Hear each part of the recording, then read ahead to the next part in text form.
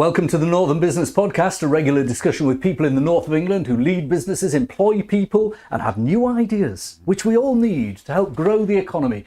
It's produced by Recognition PR, which serves scores of companies across different sectors, some of which occasionally contribute to this podcast. We're sponsored by Virtue Motors, one of the top automotive retailers in the UK, with a network of dealerships representing some of the world's most popular brands. I'm Graham Robb, and in the studio today, we've got Dave Roberts from Xcel Broadcast and RedArmy Group. Very interesting business in the media. And to make it a little bit media businessy, we've also got John Duns from the North East Times, N magazine, and Bdaily, a platform that delivers business news to your inbox every day in the north of England and beyond. And joining us down the line is Fiona Conor from the Yorkshire manufacturers Trust Electric Heating. Good afternoon, everybody. Nice to see you. Great to see you, Graham. I tell you what, I'm going to go down the line first. Fine.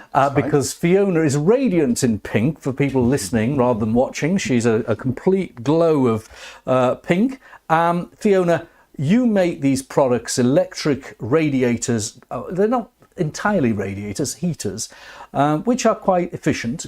Tell me how business is. Business at the moment is great. I mean, we've more than doubled year on year so far. We're a fast growing SME, which is what we need in this country, to be fair. Domestically, we're doing really well. We're just trying to go through some regulations with government at the moment, which obviously is very, very tricky for most of the SMEs that are innovative like myself. And you employ how many?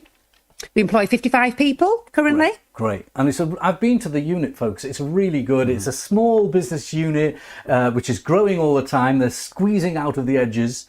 I love it. I love to go to an industrial estate. Don't you, John? Absolutely. I go to an industrial estate. I like driving around industrial estates. Yeah, it's lovely. I just think this is the power of our economy. I agree. Now, let's talk to John next. Hello. Bdaily and N magazine.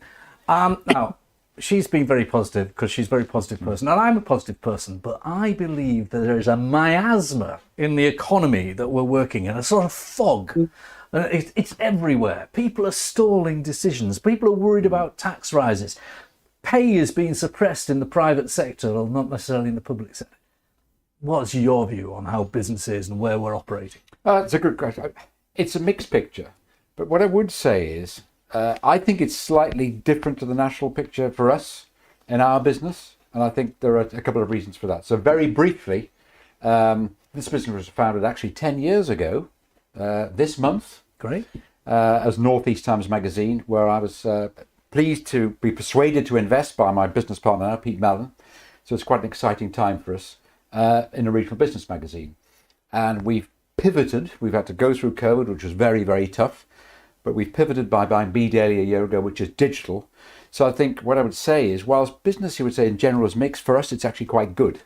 And I believe the reason for that is we do things a bit differently. And the reason we do them differently is we're absolutely committed to regional media and to getting out good business stories. So if you say, how are you doing revenue-wise? I think it's fair to say pretty good, having had a very quiet summer. We've got a lot of, I would say, people really trying to get out and make business for themselves, make it happen, because it has been quite difficult. So as a consequence of that, we'd run quite a lot of events. They've been oversubscribed.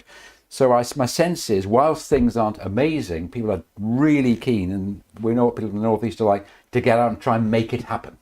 That's what I would say. John, our other two guests are relative newcomers. You and I are as old as dust when it comes to the North East economy. And I think that you've asked this in a very positive way.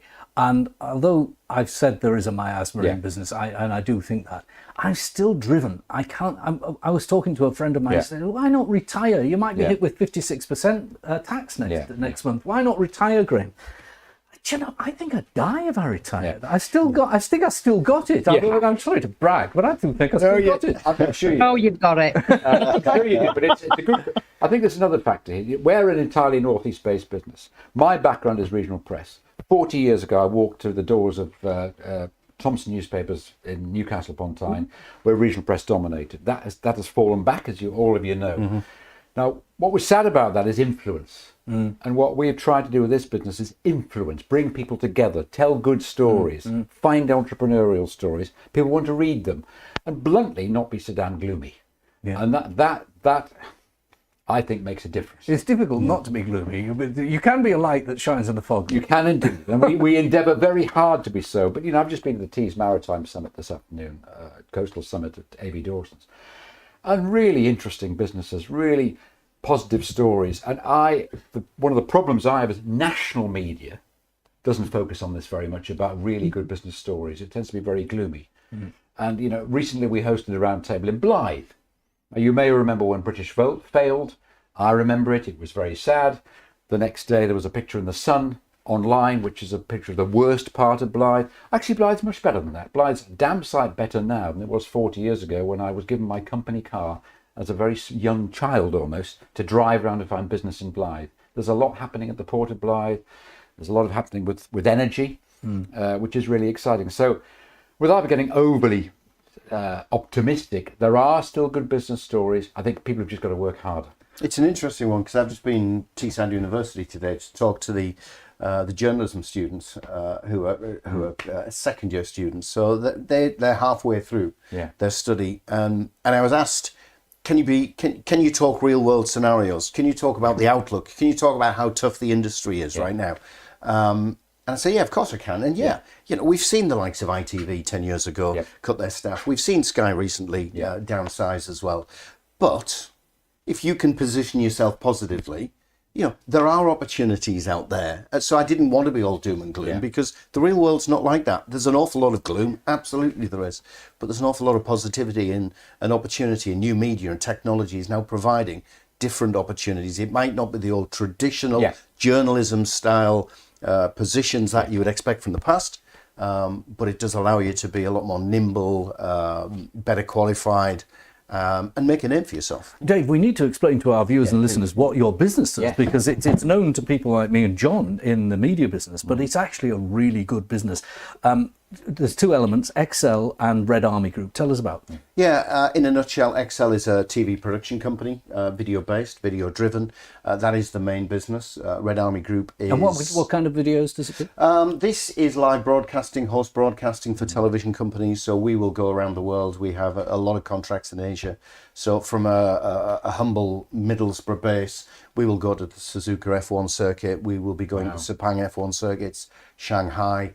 We will be putting all the TV infrastructure. We'll be booking satellite space. We'll be bringing in producers, directors. We will be host broadcasting for companies like Fox, ESPN, Eurosport, so all your big broadcasters around the world. So that's what Xcel does. And that's big, and it's glamorous, and it's in your face. We had a big contract with FIFA recently that lasted for 3 years. Wow. So from Middlesbrough, the operation was providing all of the short form digital content for the FIFA Plus platform. We launched FIFA Plus for the football organisation. That's all coming out of Tees Valley. So that's great. This guy's an entrepreneur, there's no question about it. He's probably loaded as well.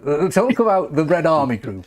RedArmy Group is what takes all his money up. So Xcel makes the money. I spend it in RedArmy at the moment. RedArmy Group is the audio side of the operation. So Xcel very much video focused, with a lot of real high quality clients, the ESPNs, the Foxes of this world. RedArmy Group is about local radio, because deregulation came 10 years ago. There was an obvious hole that deregulation created in terms of servicing the local areas from a commercial radio perspective. The likes of TFM on Teesside withdrew to Tyneside. It was a Tyneside based radio station, badged with a Teesside badge that was going out, but they were talking about Washington, they were talking about the Silverlink roundabout. So suddenly deregulation in the radio industry left these huge gaps where local radio services would originally cover. And that's where the opportunity came along. Small scale DAB went through its legislative procedures. And so that suddenly meant where these holes were, you could cover them. So the RedArmy Group has 3 radio stations, one Tyneside, one Wayside, one Teesside, purely local radio. It is local radio. It is local presenters with local accents talking about local issues, music-based, commercial, filling the holes that have been left by the withdrawal of the big business. And you're filling holes that, for instance, you've got commentary on Middlesbrough Football Club's women's matches. Who puts that on? Red, it's called in Teesside. What's it called in Wearside?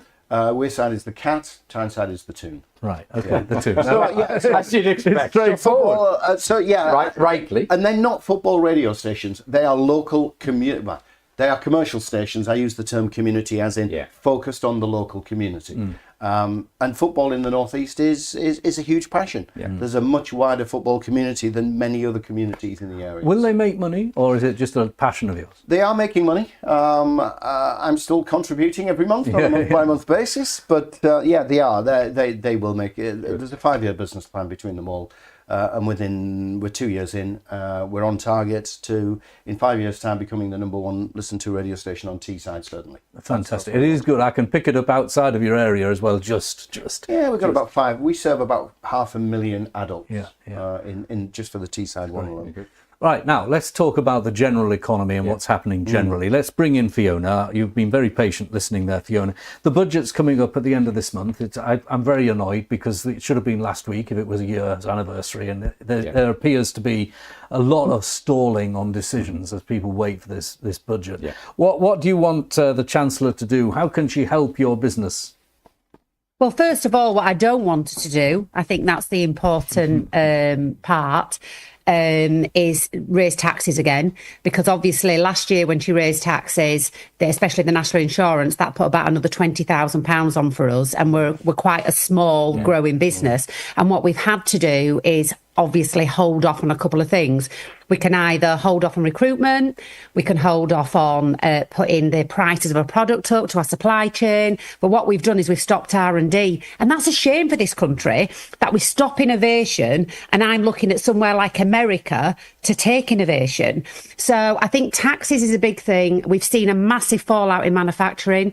From the budget last year in June, we lost about over 4,600 jobs in manufacturing. And I think that's really bad for this country. You know, a country that was full of manufacturing and really strong innovators that were being hit over the head. That's how we feel as SMEs. You know, I can speak on behalf of most of them because I sit on quite a lot of forums, and we're all a little bit like just bunkering down at the moment, waiting for the worst, to be fair. And the worst, I mean, it's possible there won't be any significant business taxes in this budget, but the taxes that will come, whether it be on wealthy individuals, on property, or on actual individuals in the workplace, will have an effect of, whether she likes it or not, the economy could be suppressed by them, and that's going to hurt people buying your radiators. They're good value, but they're not cheap. No, that's right. You know, we've got a quality product because everything we do is about selling it in Britain. And then, you know, if we focused, it was interesting what you both said about that we have to sort of like be positive, we have to shout harder. And I think only the tough will get through this economy at the moment. For me, you know, I'm flying the flag. I mean, we've been on with government today, and some things that they say we're not happy with, but we just have to keep pushing and being as noisy as we possibly can be, because if we're not going to keep our head above water. Yeah, nobody else is going to do it. And that's the issue. I mean, I've always said to you, Graham, I won't allow Downing Street to dictate our future, because if you do and you start focusing on it, then you're just going down a slippery slope. It's a very good point. I'm so glad you've said it, because I mean, in my own business, you know, I've had conversations with senior staff about business planning, and you suddenly, well, how do you just navigate your way around that? How do you navigate your way around this? But sometimes all that stuff can distract you from your core mission, which is to sell more of your product and service. All right. Tell me what you think will happen in the budget that could affect you and your business. Well, I could take you back 12 months ago, and the national insurance raise stopped me from hiring an extra member of staff because I just wasn't sure what the outcome was going to be in the near term. So it's already had an impact. What's going to happen this time round? I think it's more. It's probably going to be tax rises away from business, but on the individual. I think the ground's already being laid by government right now. They're preparing people for that. It was a manifesto pledge that working people's taxes would not be increased. I think there's no way she cannot do that now. Of course, she says it's not her fault. She says it's not her fault. It's Brexit. It's Donald Trump. It's everyone else's fault. Does this? I mean, it's not necessarily practical to say, but do you believe that it's not her fault? I think she's responsible if she can't cut spending. Responsible. They've been in power long enough. Whether there was a black hole of whatever size when they came into power, they've had plenty of time to deal with that. Of course, she's responsible. She's not business friendly, and I just fear there's something that hasn't been mooted yet in the press as in speculation that is just around the corner for SMEs. Is, they think, John, there's a bit of a straw man, encouraging us all to speculate that it's going to be terrible, and here we are being drawn in, gullible fools, to Rachel's trap, and she's going to say, it wasn't that bad really, and that we've managed to mitigate any tax rises. And it's only the wealthy that'll pay. Well, obviously we'd hope for that, but things are difficult. They've been difficult for a long, long time. I think what I would like, a couple of things to say. The words business being mentioned a lot, and regional business and small business. Those are words I want to hear more. There have been attempts in the North East, without a doubt, that things are better generally in terms of government. There's a North East Combined Authority, which there wasn't. Obviously, Teesside said that for some time. That's been helpful. So I want those words to be uttered. That would help. And the regions, as we know, and I'm not just saying that because I'm from this region, but again, the distance from London is as far away as when I very first started in business.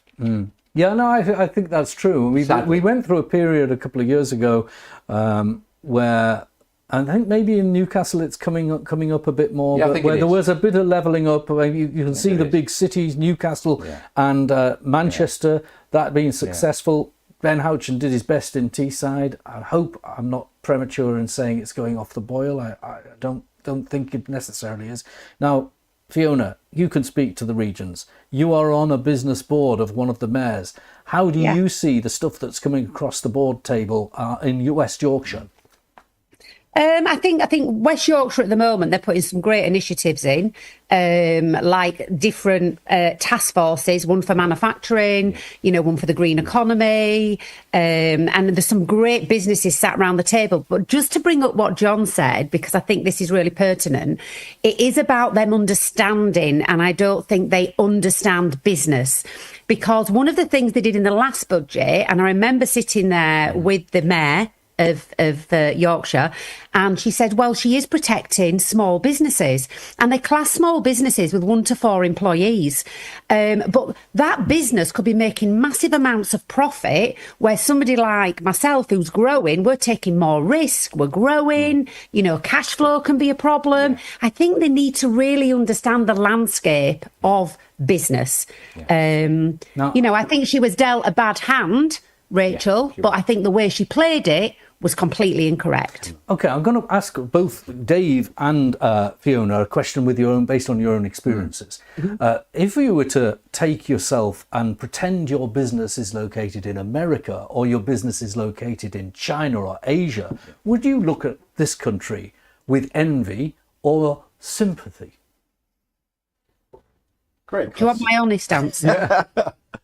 I can give you that answer from we're going over to America again in about another 3 weeks, and we've done a year's worth of discovery in the US. And whatever we want to say about Trump and the landscape and everything, I'm only looking at my business over there. The tax breaks I get for taking my innovation and setting it up in manufacturing in America for American people is much more valuable for me than it is in this country. And that is such a shame. Such a shame, really. That's interesting. Top rate of tax in America, 37%, just saying. I lived there for 4.5 years. Right. So what about the answer? I'll ask you to talk about the Far East, because you've been operating in the Far East. That's your experience. Come back from China. I had a good few weeks in China setting up for an event there. Would I look back with envy at the UK? Obviously, the heartstrings will be tugged because it's my country. It's where I'm from. It's what I'm proud of. No matter what state this country's in, I'm still proud of being British. I think from a business perspective, no, I wouldn't be. I think we've seen with the likes of Dyson. I lived in Singapore for 8 years. Dyson brought his whole operation and headquarters into Singapore, the same building I was based at for a TV operation there.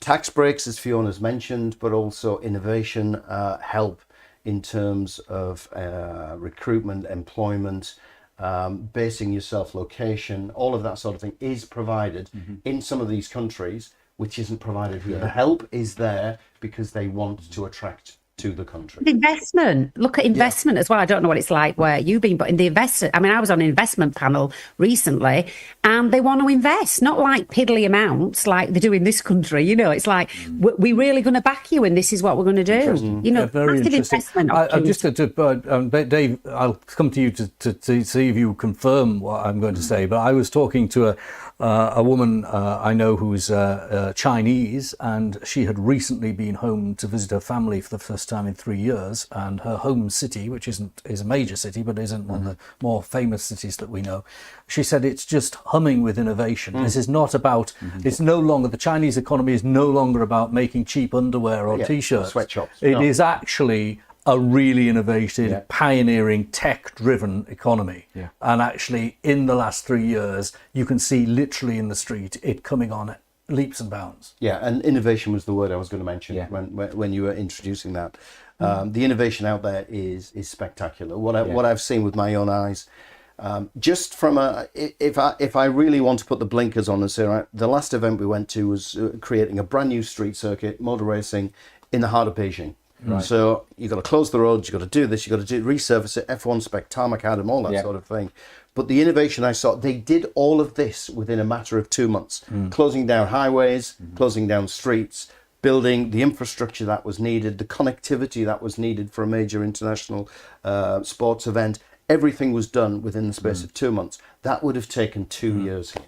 Top tax rate in China, 45%. Just saying.